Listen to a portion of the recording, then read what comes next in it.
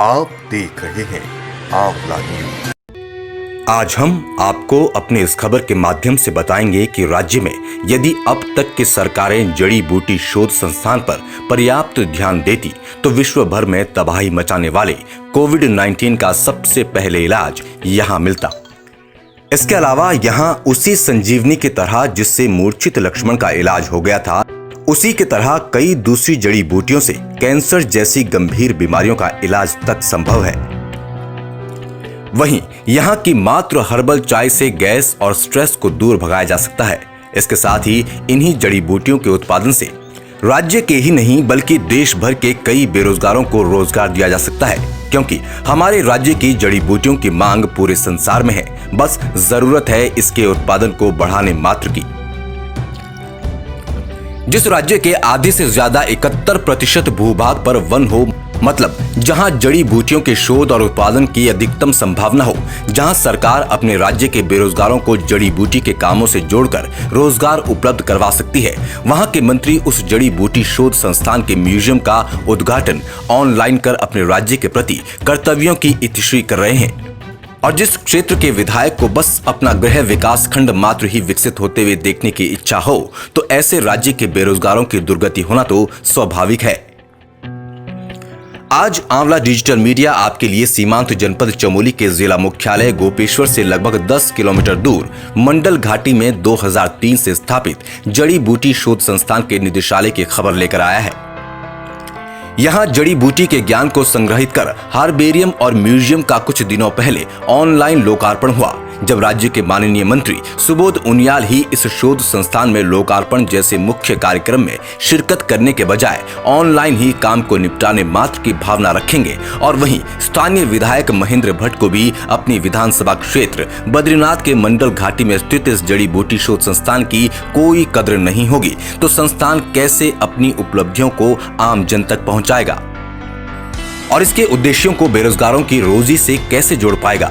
ऐसा नहीं है कि इस जड़ी बूटी शोध संस्थान में कोई प्रयास नहीं होता, यहाँ सब कुछ उत्तम हो रहा है। बस यहाँ सरकार के इनायत की जन जन तक दरकार की कमी मात्र रह गई है।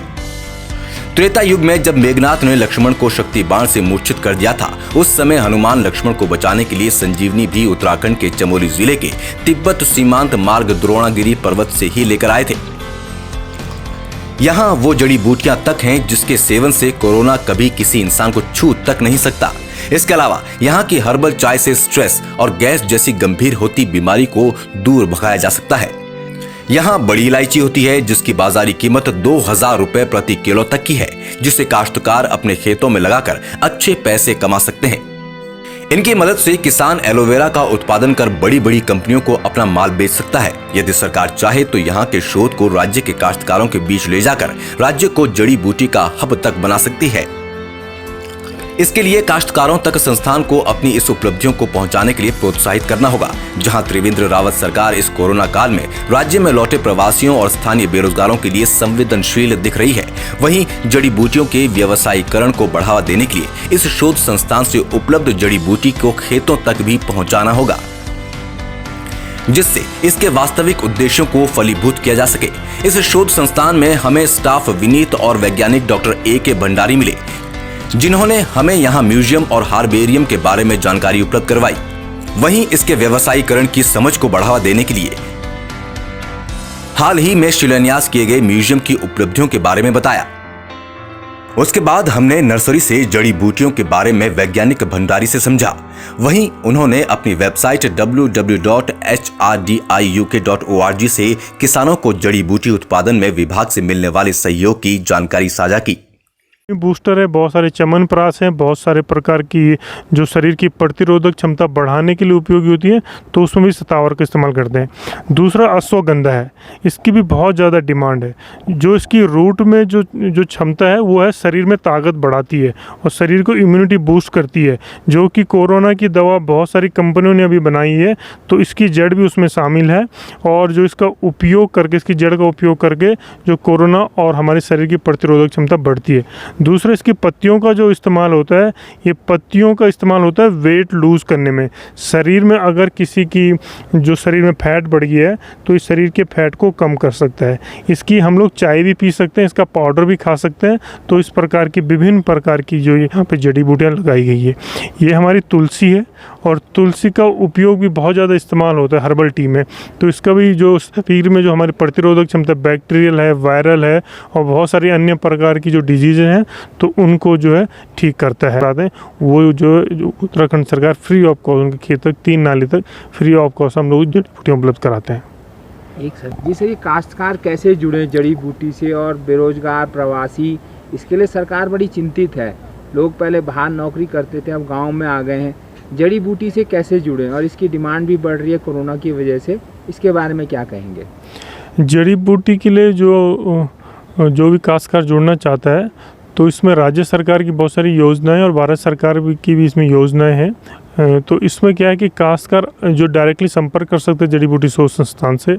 हमारे यहाँ पे फील्ड स्तर पर जो मास्टर ट्रेनर है जो कि किसानों को डायरेक्ट सपोर्ट करते हैं, जो उनकी समस्या उनको सुलझाते हैं और जो भी उनको हेल्प चाहिए वो उनको सारी कुछ देते हैं।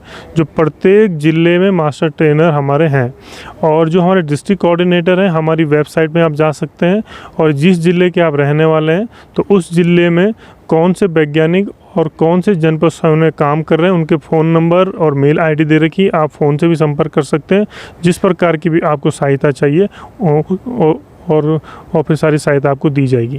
कि वेबसाइट के बारे में कुछ बताएंगे सर, क्या है वो वेबसाइट? हाँ, वेबसाइट जो है www.hrdiuk.org है।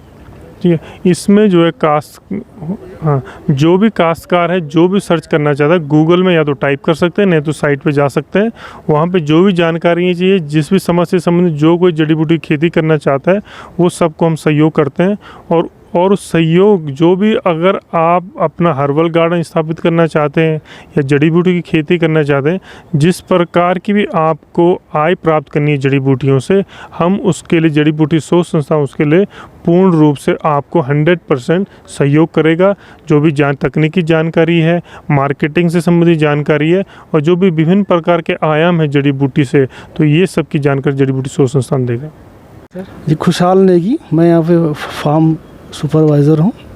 ये बड़ी इलायची के बारे में क्या बताएंगे आप? बड़ी इलायची लगभग 3 साल बाद फ्रूटिंग होती है इसमें और ये सेड लाइक प्लांट है।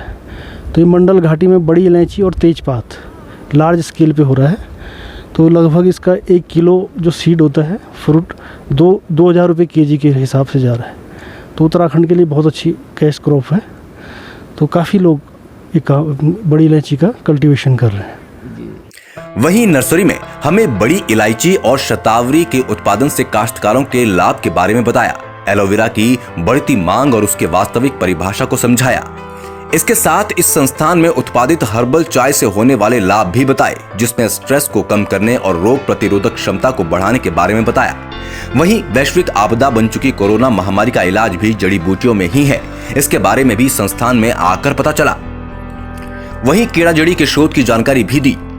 यहाँ ये सब होने के बावजूद भी सरकार की अनदेखी के कारण इस प्रॉपर तरीके से खेतों तक नहीं पहुँचाया जा सका है, जिस संबंध में इस संस्थान के गांव मंडल सिरोली के एक काश्तकार का क्या कहना है, ये भी सुनिए।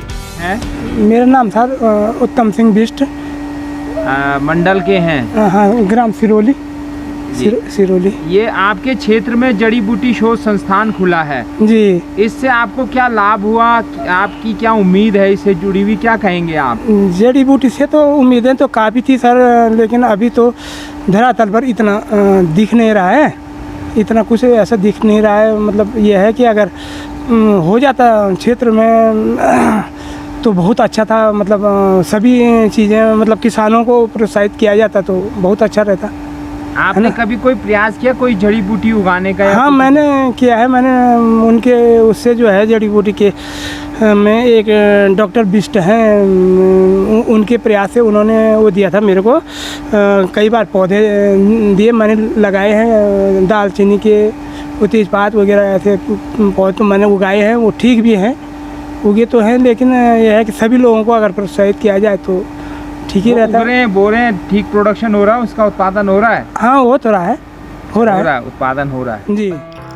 माननीय मुख्यमंत्री जी, इस संस्थान में शोध हो रहे हैं, पर इसका लाभ तभी है जब ये आम काश्तकारी तक जाकर बाजार में बिकने वाली परिपाटी तक पहुंचे।